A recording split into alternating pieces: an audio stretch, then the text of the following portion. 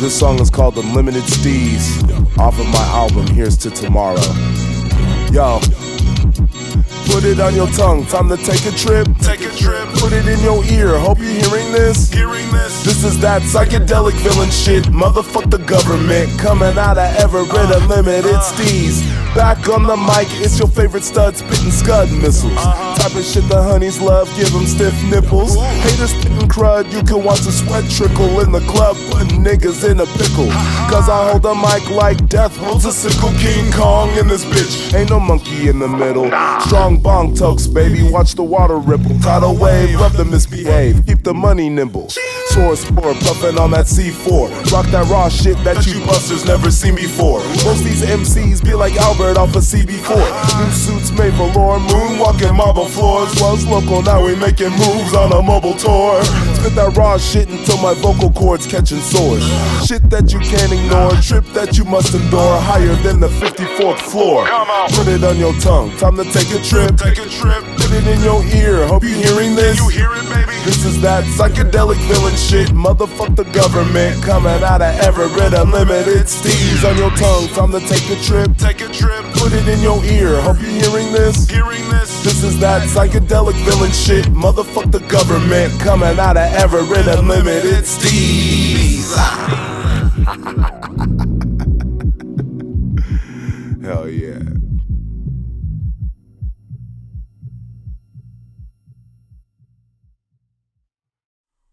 Hello, everyone.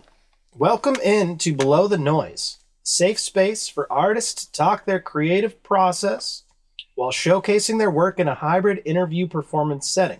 Hosted by Alex Riddle, myself, Colin Cassert. You can find us on YouTube at Below the Noise or on Instagram at below_the_noise. And today we welcome in an artist originally from Everett, Washington, who has recently moved out to Brooklyn to pursue a career in art. None other than the Brother Boogie himself, MADSHROOM MC. Welcome. Thank you. Thank you so much for having me.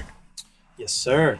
MADSHROOM is accompanied by the Black Magic Noise crew, and we just wanted to welcome all of them in, but we're just going to be talking to MADSHROOM here. So, how's it going, sir? Things are going great, man. Nice. Yeah, the tour has been awesome. It was a great experience, and oh man, it was very epic, to say the least. Oh yeah. Yeah, it is the Psychedelic Samurai Tour. Tonight's the last night. Thirsty City. Shout out Northern Draw and Slurgeon for putting that on. Shout out. And yeah, that's going to be a fun gig tonight, so we're excited for that. But, you know... Yes, as am I. Yeah, thanks for coming in, and you know, I can tell that you your voice is a little harsh. Yes, You've been playing a lot of shows, last day of tour, and so, you know, we wanted to say we appreciate you coming in and doing a little live performance on top of it. Oh, which was killer. Hey, thank you. Yes, sir. I love to do it, man, and that's what I'm here to do, so, you know, it only made sense. Hell yeah. So, how long have you been rapping for? Ooh, man. I think, like, 16 years or something like that. Okay. Yeah. Hot minute. Yeah, at least, yeah, like 14. Let's say 14. Okay. We're pushing a decade and a half here. Right. That's legit. So this first song that you dropped for us, STEEZ Unlimited, the opening song on your album Here's to Tomorrow, which is your most recent project. Yeah. Can you tell us a little bit about that project and, you know, what the essence of it was, as well as the song, I guess? Yeah, so Here's to Tomorrow was, yes, my most recent release. And it was more like, you know, you never know what tomorrow's going to bring, you know what I'm saying? And anything can happen. And I released that project, like, right as I was, like, just moved to New York, you know? So it was like, I don't know what life has in store for me, what it's going to bring, but you know what I'm saying? Here's to tomorrow, you know? So we're going in, you know? And with that song, STEEZ Unlimited, like, STEEZ is just sauce, you know, essence, you know, swag, all of that, you know? And yeah, just being in Everett, just being in that pit of a place, you know, I just feel like such a diamond, you know? And just walked around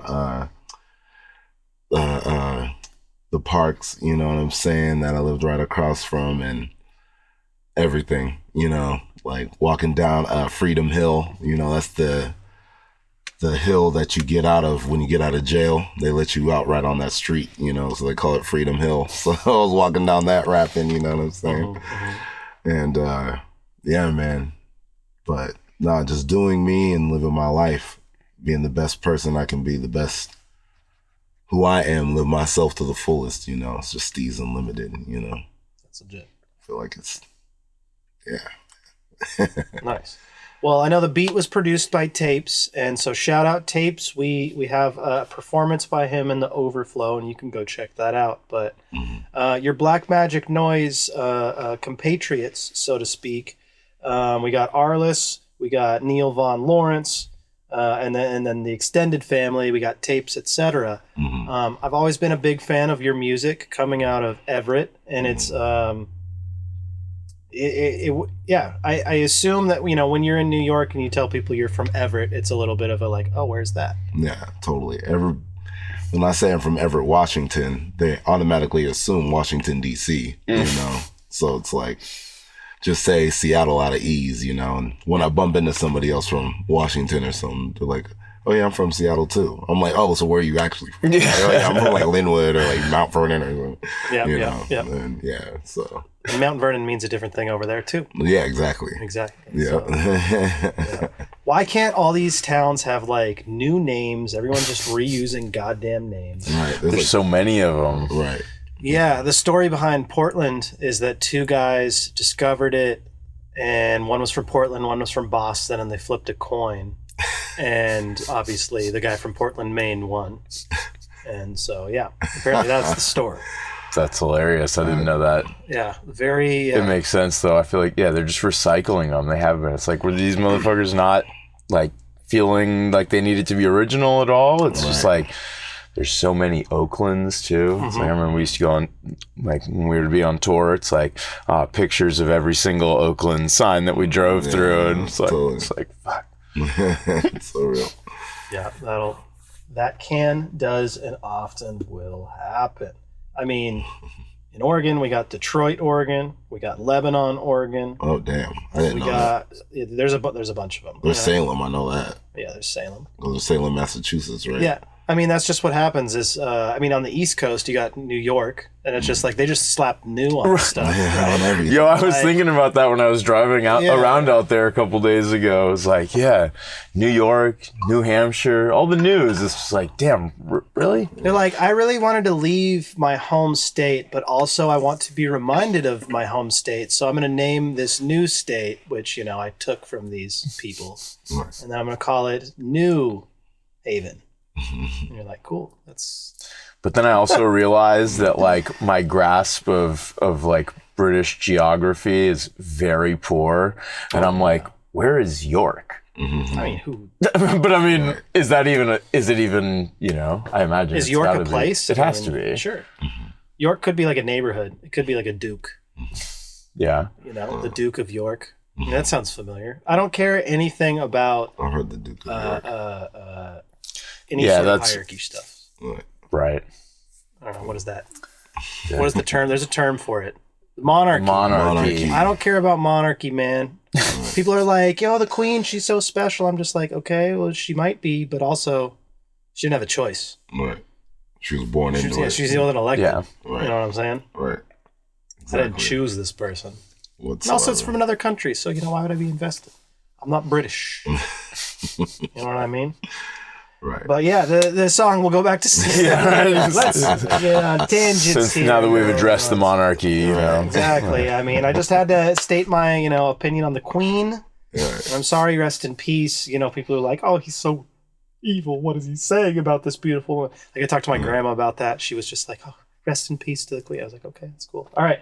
The song, STEEZ Unlimited, that being said, anti-government. Kind of like what I was saying with anti-monarchy. Some of the themes, obviously, I feel like if you are into some of the other themes like psychedelics, you can't be pro-government and pro-psychedelics at the same time. So it makes sense that the two would go hand in hand. But I like the song. I like the themes on it. Thank you. Like the vibes? Yes. Hell yeah. What if I were to come in here and be like, I don't like any of the vibes? Just I'd be like, damn, why am I on your show then? Yeah. That's very strange that you would have music you don't like on your show. I'm also commenting on the lack of quality of my statement. I like this. It's just like, well, obviously we like it because that's why you're on here. You know what I mean? That's why I'm wearing a Black Magic. I was wearing a Black Magic Noise joint. You got Miles on that joint too. He's been wearing that shit for a while.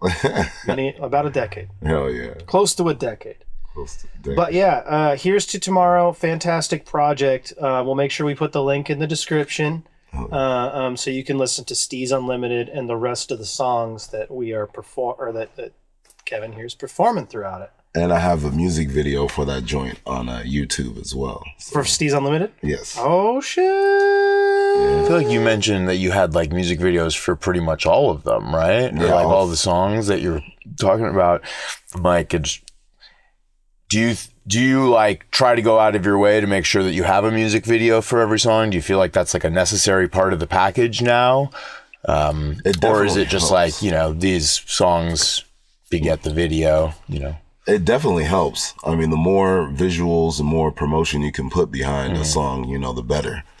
So there's that. And then, just when opportunity arises and I have the funds, like I'll make it happen, And music videos were like a big part of my childhood too. Like every morning before school, I'd wake up, and watch music videos on like MTV and BET, before when they actually played music. Right.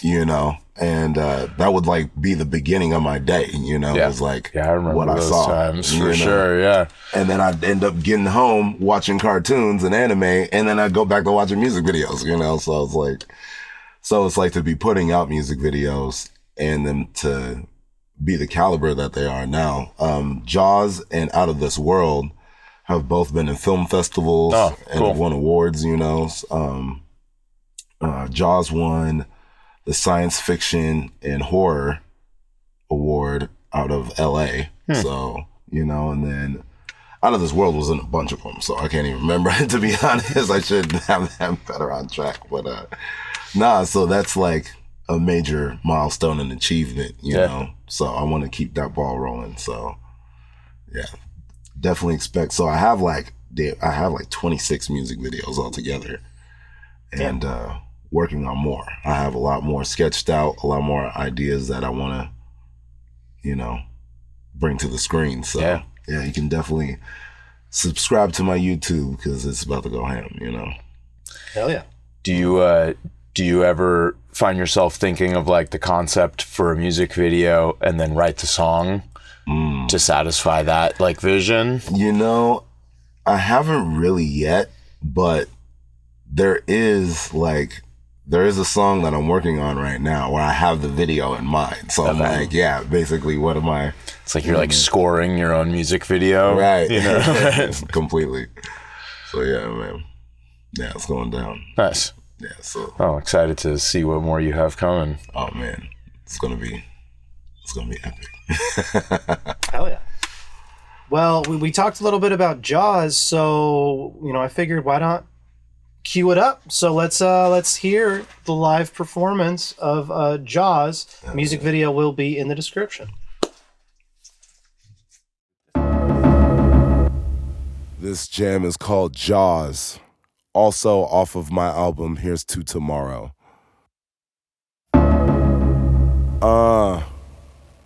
Produced by Spheramid.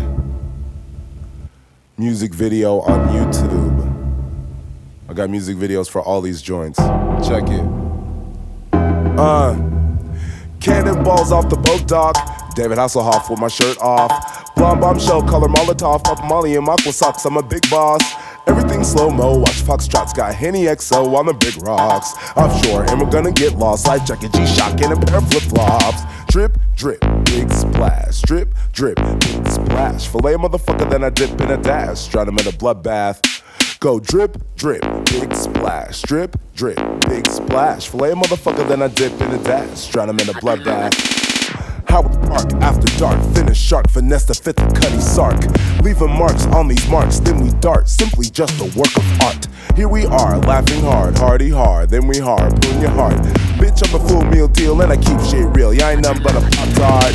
Vandy cams, candy ass, catch the rash and the cramps, take a chance. Do the dance, Cupid shuffle, crabble, scuttle, highest shuttle to beat her pants. Off the chain, Captain Hook, hook for hands, built a bubble made to last. Double trouble on the daily double. Yes, I need it, talking cash advance. If she's fishy, then we cannot cuddle. Never settle, and I'm rarely subtle. Mojito lime, always muddled. Bitches beefing, always left fuddled. Then we finna ride out to the motherfucking hideout. A lighthouse, it's a grotto with a bottle full throttle and a model, and she gon' suck me hollow, that's no doubt, baby. Drip, drip, big splash. Drip, drip, big splash. Flame motherfucker, then I dip in a dash. Drown him in a bloodbath.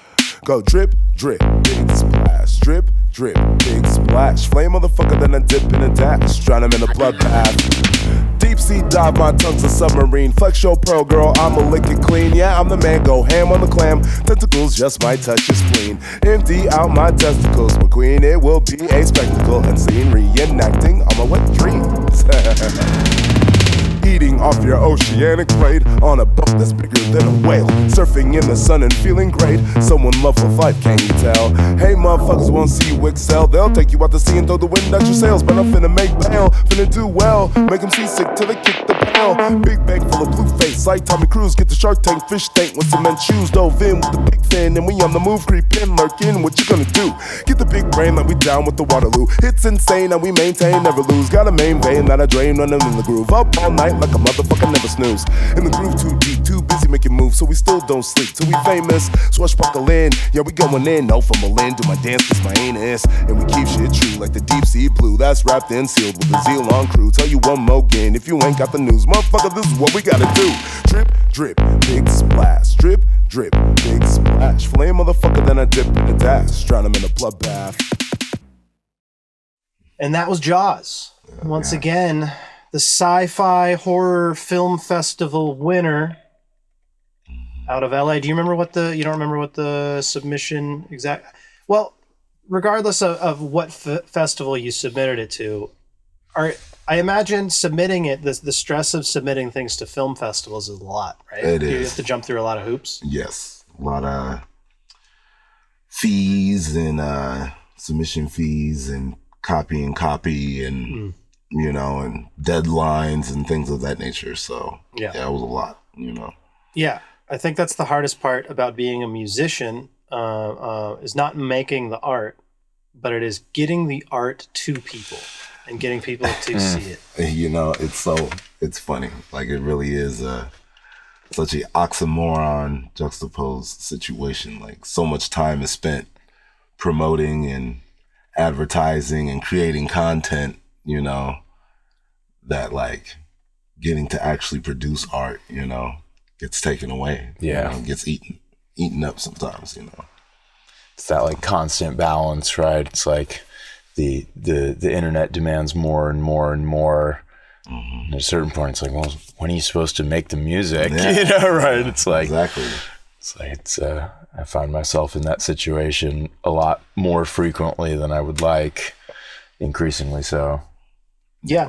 And it makes sense why a lot of quote unquote, successful quote unquote musicians, I don't know, whatever, don't really worry about too many music videos, like, especially for the amount of music that they put out. Whereas like, for example, Freddie Gibbs, Alchemist, you know, some of these, some of the Griselda dudes, they put out like a lot of projects and don't put out very many music videos because they kind of just let the music speak for themselves. Even like Billy Woods, he's dropping like an album at least a year, I feel like. And, you know, just like keeping it constant and keeping your fans like kind of always getting the next thing.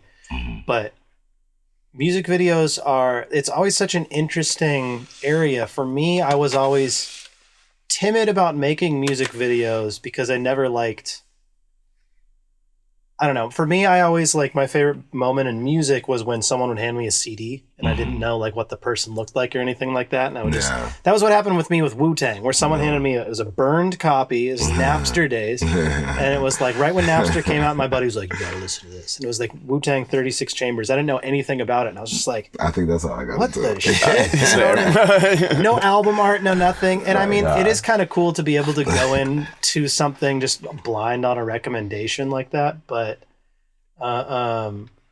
there is a lot to be said about what you can say. You know, picture is worth 1,000 words. I don't know what a video is worth. It's worth, you know, it's worth a lot. So you can say a lot on top of your, you know, on top of the lyrics from your song and stuff like that. So there's a lot of validity.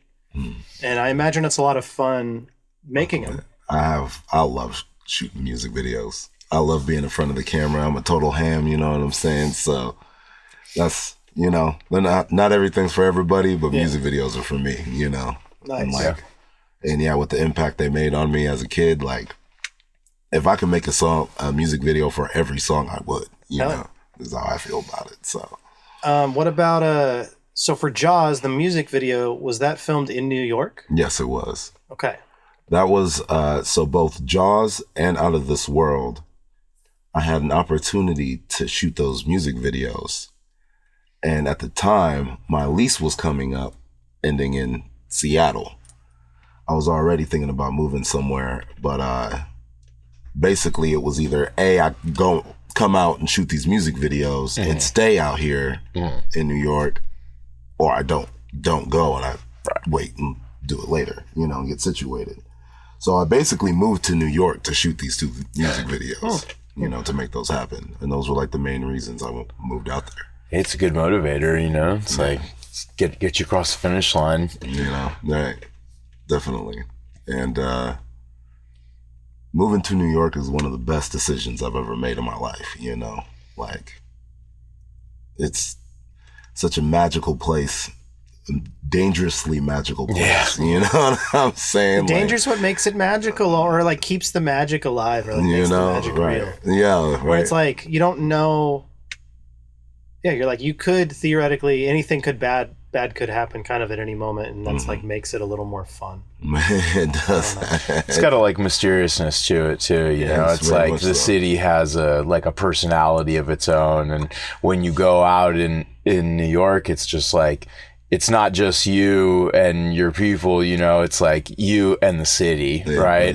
And it's like, it's going to dictate what happens in your night as much as anything else that you do. And man, but there's like something cool about that, because, you know, it's like we were talking about this earlier, like you can just sort of walk out of your front door and let the environment take hold, and it's just going to take you somewhere, you know? Very much so, yeah. I think that there's like an element of the ability to like relinquish control and allow yourself to be entertained, or like to find something like worthwhile in the night. Whereas like, as opposed to, you know, Everett, Washington, very similar to Bellingham, Washington, where I grew up. And it's like, that's, you know what I mean? It's like 7 p.m. Like everything closes. Like, like there might be a McDonald's open till like 10. You know what I mean? Right. Like, that's real, man. 10, like, type of shit. No, it's real, man. Yeah. Like and total like, small town. Yeah, let alone a night scene or anything like that.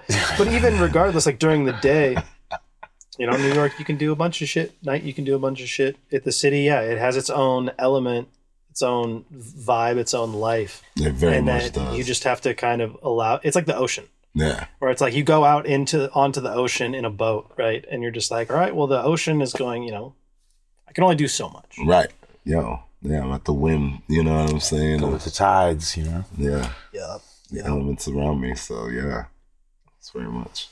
So I wanted to ask a little bit about the reaction to the music video. You said it won, you know, a film festival. Do you have, just for the content of the song, do you ever have anyone buck up against something that is of a hypersexual nature like this? Like, do you ever have people like come through and be like, either conflating, because there's sometimes a male being sexual on a song can be conflated with misogyny, even if it's not misogynistic sexuality.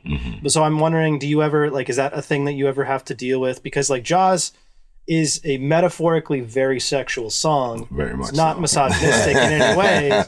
you know. But I'm just wondering if it does anyone ever come up to you and be like, that really like made me feel uncomfortable or anything like that? Or I haven't gotten that in a very long time. Okay. Surprisingly. Because you've always had a song or two in your music that is either playfully sexual, hypersexual, or the Black Magic Noise, you guys have always kind of done things along those lines, whether it's like Cougar Love or a bunch of other songs, you know. Well, even so, Cougar Love, yeah, we had this, so for a while there, we were releasing a mixtape every month. Okay. So, yeah, I did one January. So for February, we released it on Valentine's Day, and we called it Black Magic Perverts. And so we did like 3 of those where, because the majority of the time, our music's very, like political, especially at the time, you know what I'm saying, or political or anti-establishment, you know, however you want to word it. But, we weren't really talking about those sort of things. So we just went crazy, just went ham on in February. And we did that for a few years. And so we have like Hulk Booty Princess, Cougar Love. One of the albums was called Dick Attached to a Dude. Like, it was just ridiculous, you know? So we've always so that's where that, and like Quarantine Queen was kind of like a revamping of that, you know what I'm saying? It was all of like that kind of subject matter. So even JAWZ kind of would be on there, you know? And we've had a couple times where there was this one time we went out to this show. There was like this battle going on, and they had us come out to perform, you know, because we're always like raucous, you know, starting mosh pits, you know, we have people moshing at our shows and stuff like that, you know, and those songs, you know, we go in, but we had just released a BMP. And so we thought it would be a good idea to promote the BMP mixtape at this battle event, and it was not received well.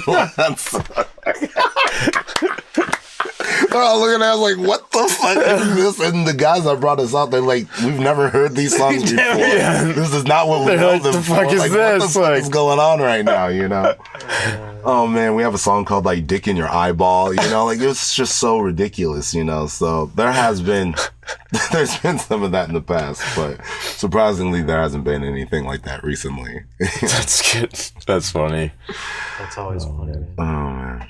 Mm-mm. That's one thing that I feel like hip hop, just in being so masculine in nature, it does I understand it's not necessarily trying to be inclusive all the time, but it can be very deterring of a lot of people just in its kind of aggressive nature and misogynistic nature that's tied into the sexuality.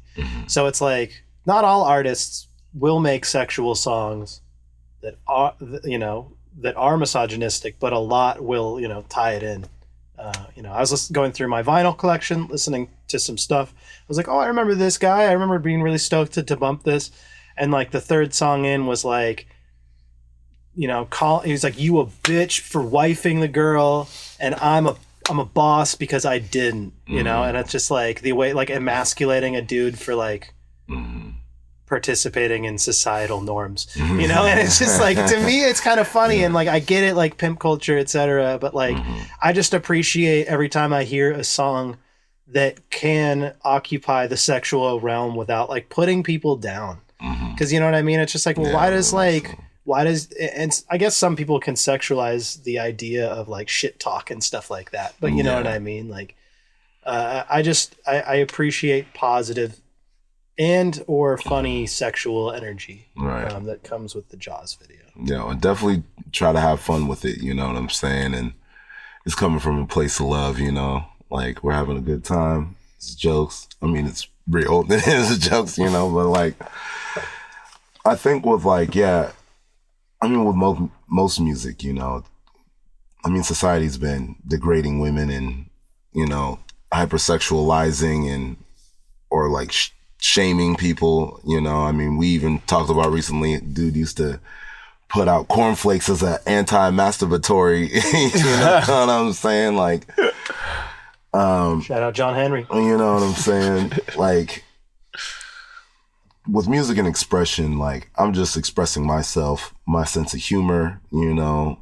my sexuality and things of that nature. And, you know, I can really only speak for me, you know, my music, you know, when it comes to that. And I think that also, like, you're around that all the time too, you know, and the degrading of whether it's in commercials, music, movies, you know, it's really hard to navigate through all of that, you know, and that's kind of stuff leaves like an impression on a young mind, you know, absolutely, see that kind of stuff, you know, so. And that's why I can never hold it against the artist when I hear that. I just hold it, it's like we're simply products of our society. Exactly. You know what I mean? It's just like, exactly. I just appreciate it when people can elevate above it and be like, I want to do this, but I want to do it in a positive light, or I want to do it with, you know, I want to remove this negativity. Right. And I mean, don't get me wrong, saying the word like bitch and shit like that doesn't always have to be of a negative and or misogynistic connotation. And so a lot of the time it can be used, and it can still, the word sounds good in a rap song. We know this, okay? Like, we get it, right? Word. You know, Yeah, like swear words, they sound good in rap, and sometimes it's like a way to express something that is like a little more than just the word. It's like, so it's like, I get it, and I'm not trying to like take all that stuff, and I'm not trying to blame any artist for their ideas, but you know, no, definitely rambling. I'm a rambling man. Rambling man. Nah, but we should get into the next song here. Yeah. Hell yeah. This one's called "Out of This World." Yes. Samples one of my favorite theme song, one of my favorite TV shows of all time, and my favorite TV show theme songs of all time. Hell yeah. That being the X-Files. So, "Out of This World." Let's get into it. This song is by Black Magic Noise. Is that correct? Correct. So yes, Black Magic Noise once again is MADSHROOM MC's crew. Shout out to all the dudes in Black Magic Noise real quick. Yeah, man. We got myself, my man RLS, my man Neil Von Lawrence, and my brother DJ Corndog, aka Lost Minded Poet. Hell yeah. Yes. Anything you want to say about this track before we jump into it? Oh man, I had a blast making this track. It was produced by a producer named Young Nab. Okay. And I believe he is out of Morocco, if I remember correctly. Oh wow, okay. So he's definitely like out of the country, you know. So I hope I didn't butcher that. You know what I'm saying? But shout out Young Nab. I'm actually working on a project that's fully produced by him. Dope. Right now. So every track. So hell yeah. Then we'll get out to Morocco, do some shows out in Morocco. Exactly. Hell yeah. Or wherever they may be. Wherever. Yeah, right. I'm going to check. You know, I'll get back to y'all on that. All right, here we go. Out of This World. Out of This World. Now, there's something very important I should have told you before I started, but it's all good. We're going to do it right now. Yep. Brothers lyrically attacking citizens' knowledge. Microphone assassins generating intellectual chaos. No one is zealous enough. Black Magic Noise. There is no democracy. There is only crew. BMN.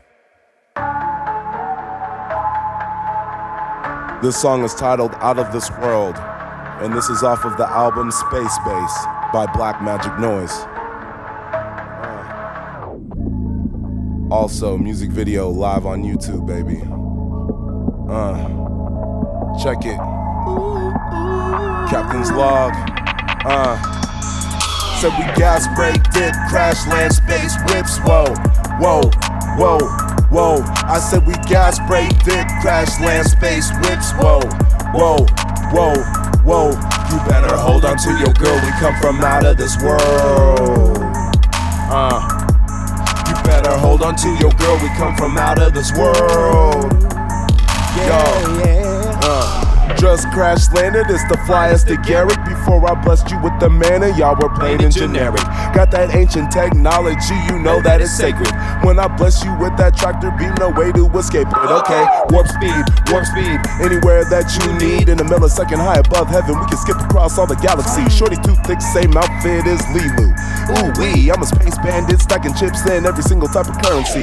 Terraform your venue, let nature take its course. Fungi the Jedi, naturally born with the force. Prometheus, the way we bringing you the torch. So much acid in my blood, you thought I'm xenomorph. Like Night Shyamalan, she can see the signs. Me and my team is steadily on the rise. She ain't a dime, more like 7 of 9, and that's fine. I'm on my voyage and only higher we climb. I say we gas, break, dip, crash, land, space, whips. Whoa, whoa, whoa, whoa. I said we gas, break, dip, crash, land, space, whips. Whoa, whoa, whoa, whoa. You better hold on to your girl, we come from out of this world. You better hold on. You better hold on to your girl, we come from out of this world. Yeah. Looking for what started, where the party getting started. Hey, my ship is like a palace, come from a galaxy far away. Never turn down a new challenge, and I won't start today. New planet, who's this? Think about it, hard to say. Plan flash, your memory snatch. Permanent burn, you can remedy that. Never remember the men in the black. No evidence ever, then let me get back. Abducting supple ass out the bubble bath. Before I even finish parking the shuttlecraft. Ask, what is that? You get hit with phaser blast. Right before I head it back. Make sure you didn't make it back. Fall? Hell no. We fly like Call L. But our mission is no condition taking over this whole soul system. Hell yeah. Black Magic Noise. Black Magic Noise, MADSHROOM MC, RLS, and Neil Von Lawrence. Brothers lyrically attacking citizens' knowledge. Microphone assassins generating intellectual chaos. No one is zealous enough. Black Magic Noise. There is no democracy. There is only crew. BMN. So, Out of This World. Hell yeah. Yeah. Black Magic Noise. A lot of sci-fi references in this one. Mm-hmm. So I feel like this, these 3 songs kind of, fairly encompass your personality as an artist. Where we have the Unlimited STEEZ, we got JAWZ, and we got the Out of This World. We got some humorous sexuality. We got some braggadociousness, and then we got some psychedelic, more sci-fi elements, kind of all encompassed. So Very much, man. I'm a mega huge nerd, you know what I'm saying? Comic books, manga, anime, sci-fi, fiction, science fiction, horror movies are like my go-to, you know? Like, I just love those joints, man. So I'm about them. Close to my heart, man. Do you, with that like background, do you feel close to the like the nerdcore rap scene? Like, do you fuck with any of that kind of stuff? Some of it, some of it. Some of it's too nerdy for me. Fair, that's fair. I'm a borderline, like, I'm the coolest nerd. Yeah. We used to have like on tour, we'd occasionally play shows with like guys in that scene.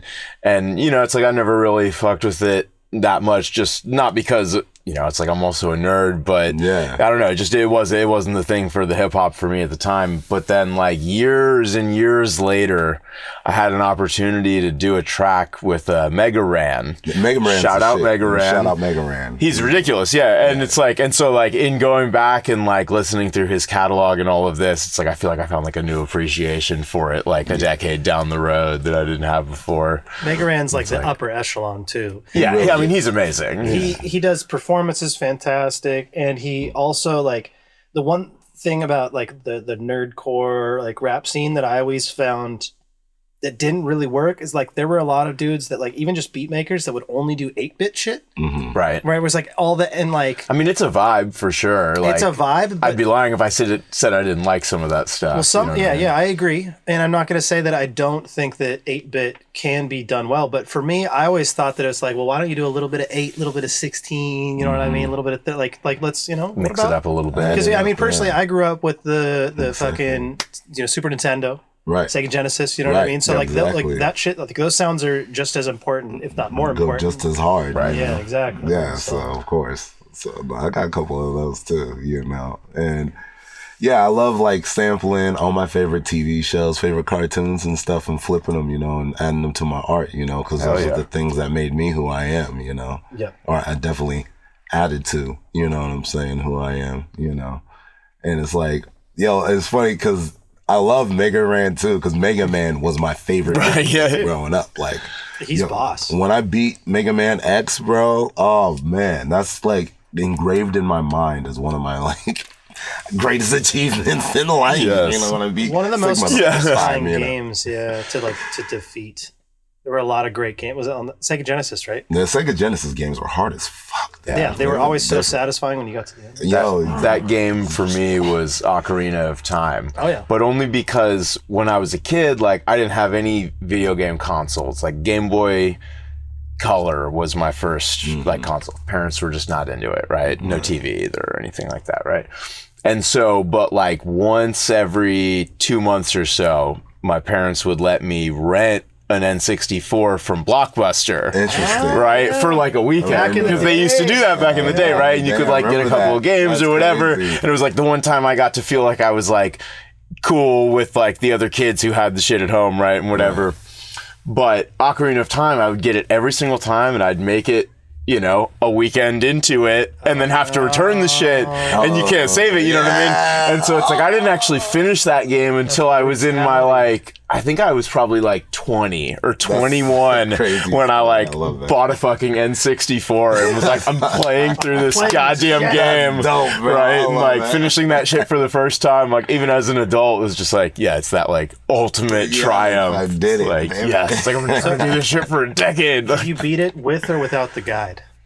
I probably dipped into the guide a few times. Oh, the guide. You know what I mean? So that's the thing is that guide is necessary. But I had the book. Yeah. Because I bought the book when I was a kid. Yeah. Like you remember how they used to do the whole like the walkthrough guidebooks or whatever, and like the physical ones. And so I had bought one of those when I was a kid because it's like in my mind I figured, okay, like the more I know, like the more I can get into this game over the course of 2 days. And also like shit, if I'm not ever going to be able to make it past 2 days of playing, I still want to know what happens in the game and in the story. And so like as a kid, I would just like read that shit, the manual, like a comic book or something, So I still had it. It was, I saved it. It was in a box with all my books. And so I actually fished it out. And I definitely used that a little bit. I wouldn't say I was like walk through, but. Well, so as a kid, for me, it was like age, 10 or something like that. When I was trying to play that game, I didn't have that. And you get to the water temple and it was just like, what in the fuck is happening? Yes. And then so by the time I got into high school, got my own apartment and, had my N64 and all that shit. And I was just like, yeah, dude, I'm going to beat all these games. I'm going to go back and like, we played so much 64, so much 64. We just did acid and played Smash Bros. Yo, I'm telling you. Speaking of acid, psychedelics. Yeah. Let's get out of this world. Yeah. Oh, man. Yo, all the way. No. Favorite psychedelic? Oh, damn. Mushrooms. It's like, seems straightforward from the name, right? But you had to think about it, though. I mean, I really like, I've only done it a few times, really blasted off once, but DMT was a very magical experience, very spiritual, life-changing experience for sure. And I do have a love for LSD, an infinite. I will always love acid. I haven't been doing it as much lately, but I would like to have a trip again very soon, though. Yeah. So man, I like them all, man.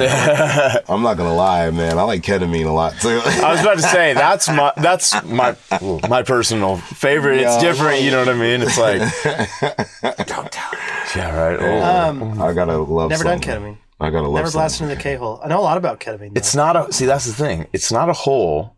It's a tunnel. And because you can get through it, you know what I mean? Like you can get to the other side, right? It's like, there's some weird shit over there. It's like I remember one time, like sitting on a couch, where the and then dolphins all of are, a sudden I was like a fly on the wall spectator inside of like an episode of Friends. Yeah. But it's Sounds like, awful. no, it was actually incredible because it was like, for all intents and purposes, like I was there. I had no knowledge whatsoever of anything outside of that, right? But it's like, and it was random as fuck, and I don't even watch Friends, but it was just, that just happened to be, it was like the apartment. Right. Something in my brain was like, this is where we're at now, and it was real. Yeah. You know what I mean? Like, it was fully real. And that shit, like, you know, I know they're doing a lot of research into this now, like more so as a medical, like in the areas of depression and anxiety and stuff. And like, you know, I've had that sort of experience where, you know, with psychedelics, I feel like oftentimes you get people, especially people who haven't done a ton of psychedelics, have like revelations, and they're like, oh my God, I'm going to like change all of these things and like do this or whatever.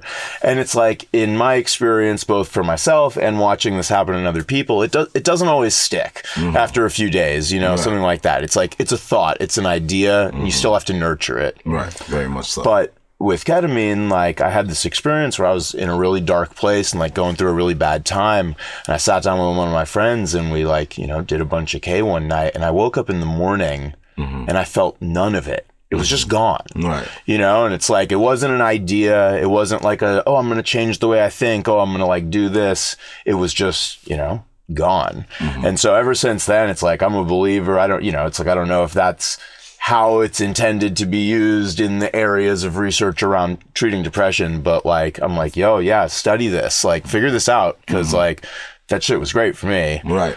And like, this could really potentially be helpful for a lot of fucking people. Yeah, So, they do a lot of ketamine therapy right They now. do. Yeah, I was going to say that's really popular in a lot of places. I listened to a podcast and the host did ketamine therapy and talked about that. I found that very interesting because I remember when ketamine came to Bellingham, when it hit the scene, and I didn't know too much about ketamine, and we were doing, you know, a lot of drugs, experimenting with a lot of psychedelics and stuff, and then testing everything on Airwood. There was a lot of research chemicals. But ketamine, you know, it was just like, oh, this is a horse tranquilizer or whatever. Right. The fuck it is, right? And so like, it just like, you just look it up, see that, and you're like, oh, this couldn't be good, it's like, right? what you the know? fuck? What the fuck? Yeah. And so people started bringing it in with like, these people that were bringing in a lot of Molly and ecstasy into town started bringing in a lot of ketamine. And so it just, I don't know, I had like a negative, weird connotation with it at first, but now like seeing, it's like, oh, there is actual medicinal value to it. It's the same thing with ecstasy. I mean, like, or Molly, you know, MDMA, there is like actual therapeutic value to it. And I actually had a weird breakthrough experience with a friend where we were having, it's like one of my best friends from high school. We couldn't communicate at all about just like some shit. Like he did acid one time and was trying to tell me something, and he wasn't explaining it correctly. And then from that point for like multiple weeks, we were just not on the same page. And then we both happened to like come across each other while high on Molly one time and just like hashed it all out. And I was like, oh, this is what Molly's for. It's just like, it's like marriage counseling. You can just be like, hey bud, like I'm upset that you did this, and he's like, hey, I'm upset that you did this, and it's like, oh my God, I'm so sorry, you know, just It's like, but it takes the defensiveness out of it. Exactly, The, like elements of ego and stuff where it's like you can just be straightforward and like accepting. Yeah, very much so. And I appreciate that about Molly too. Yeah. I mean, all of these drugs, you know, I think like the biggest value from all of them is ego death. I mean, you can get it from mushrooms, you can get it from acid, you can get it from DMT, you can get it from Molly. You can get it from a mixture of all of them. The dangerous part is obviously sinking into the fun side of it and then becoming, you know, getting addicted. But you know what I mean? That's luckily with hallucinogens, they're not as addicting. Right. I did get addicted to acid once. And that was a weird experience. And then I ended up getting dosed towards the end of it. And because I wasn't really thinking, and person offered me a hit, turned out to be like 12 hits or something like that. Oh shit. It was like some super potent stuff. Crazy. All bad. All bad. But point is, All bad. you can have a lot of fun with All it. bad. Well, bro. I mean, I had a friend that was living down the street. I just walked to his house. He made me some tea and then just like sat there and was just calm with me. And it was like just the energy that I needed. And so, you know, it's like luckily I had a friend that I could lean on in that moment. Very much. But unfortunately, a lot of people didn't have friends in those moments, and that's where it can get a little scary. Oh man. Yeah, my first ever time doing acid, a like friend of mine thought it would be funny to give me a strip off of a book of acid that was this long. And I didn't know, I had no fucking idea. I'd never done this shit before. And it went from one side of the tongue to the other. Oh, man. And I'm like, I take it. And he's like, yeah, this is how much. And I like take it.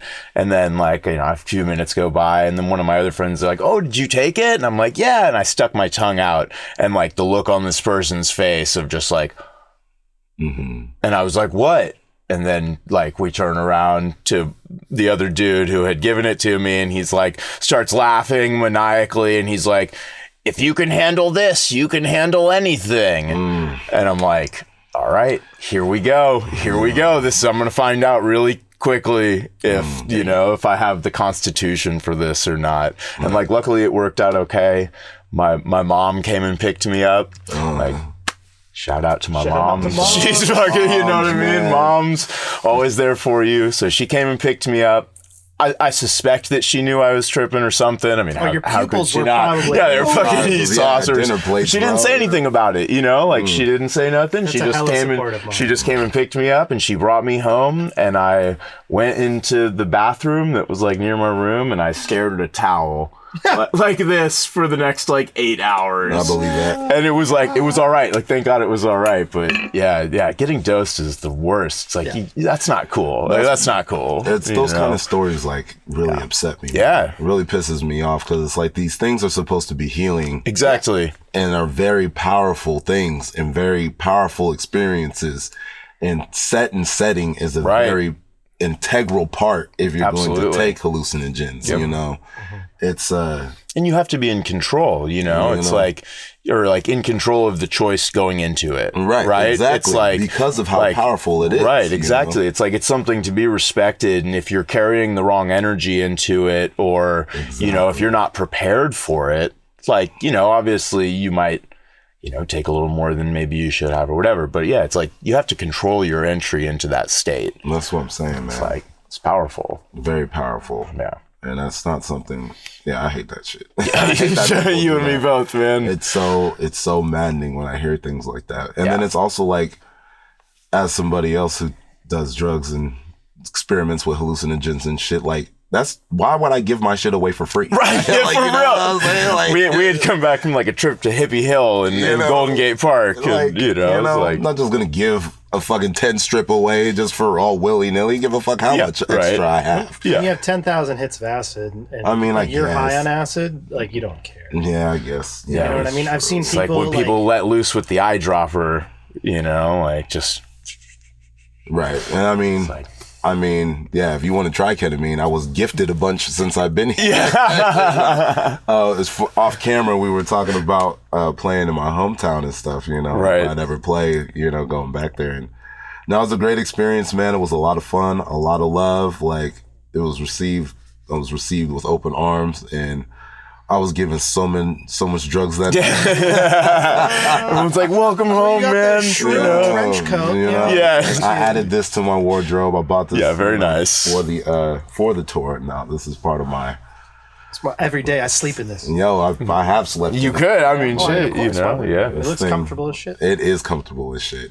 Oh, man, I did just... I don't know what... I mean, this made me think of it, sleeping in jackets. I recently saw a place that was selling hybrid sleeping bag jackets.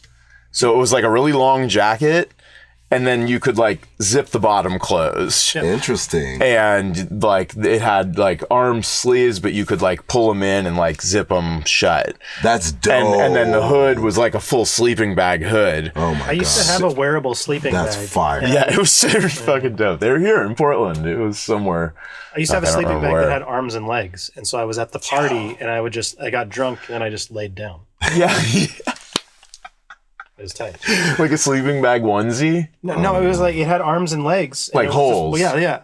And it's like you zipped down the front, and then you got into it, and then you zipped it back up, and then you dropped the hood up, and you could unzip the hands. It's called a Selk bag. Sponsor me, bitch. No, Sponsor me, bitch. I like that. Well, Out of This World, JAWZ, and STEEZ Unlimited. We'll make sure that we have the music video links in the description. Is there anything you want to say on the way out? You want to tell the people where they can find you? Yes. I am MADSHROOM MC, all one word, all caps when you spell the man's name, on all platforms, you know. So that's Spotify, iTunes, Instagram, YouTube, Deezer, iHeartRadio, MySpace, LiveJournal. LiveJournal. Shout out LiveJournal. Yeah, I'm on all of that, baby. So I don't know if I have a LinkedIn for MADSHROOM yet. I'll have to check on that, but I'll throw I'll ain't get on that. Find me on ZipRecruiter. Find me on ZipRecruiter, bro. What's up? I am MADSHROOM MC on PlayStation Network. You know, Hey, there you go. There you go. You on the lookout. Network now too. Shit. What's your game these days? Where can people find you? Man, I love GTA Online. I'm not gonna lie. Okay, that's fire. One of my favorite games, just in general, is Control. Yeah. Oh, that shit's great. Oh my god, dude! And people bash video games so much, but like that game was genius, is insane. Like, yo, like it got me. Like opened up the world to like Carl Jung philosophy and things of that nature. Right? You know yeah, it was like so hella unexpectedly deep. You're right, and oh man, it was marvelous. That was a beautiful game. That was probably one of my favorite games of all time. I've never even heard of it. I feel like an idiot. I'm gonna show you some clips. It's tight. Do a bunch of ketamine and just watch Control highlight. Oh man, that game like made me feel things. Like it was spooky. Like that shit. Like there were parts of it like walking around in there where it's like I'm sitting there like, you know, in a dark room with my TV on, and it's like my heart's like racing a little bit. You know what I mean? And it's just like this shit makes you feel the shit. You know? Oh, it's a masterpiece. Yeah. Ghost of Tsushima's up there too. Okay. Ghost of Tsushima's fantastic. Like yo, that was kind of the was definitely a heavy inspiration for our tour design, you know. Okay. For our tour poster, for the Psychedelic Samurai, because both of us, me and Ninja Nisus, shout out Ninja Nisus, my tour mate, from Brooklyn, New York. He's from the Bronx, but he lives in Brooklyn now. And shout out to him, man. Major shout out to my guy, Ninja Nisus, man. He's been holding me down out there. Nice. So it's been nice to go on tour with them, you know, and reciprocate, you know, meet you guys, you know, and meet the rest of the family and stuff too. So it's been super dope, you know. Hell yeah. But major shout out to him. Shout out Julie C. It was nice seeing her and performing with her at Folk Life Festival. That was dope. Shout out my brother Wisdom, always, you know. Northern Draw, that's my dude. Filthy Fingers United. And all my Black Magic Noise brothers, you know what I'm saying? Hell yeah. Well, we'll expect to see a tour in the near future. Yes, again for you. And thanks for coming down to Below the Noise and hanging out with us. Yeah, thank you. Man. Thank you so much for having me. Yes, sir. Until next time. Peace.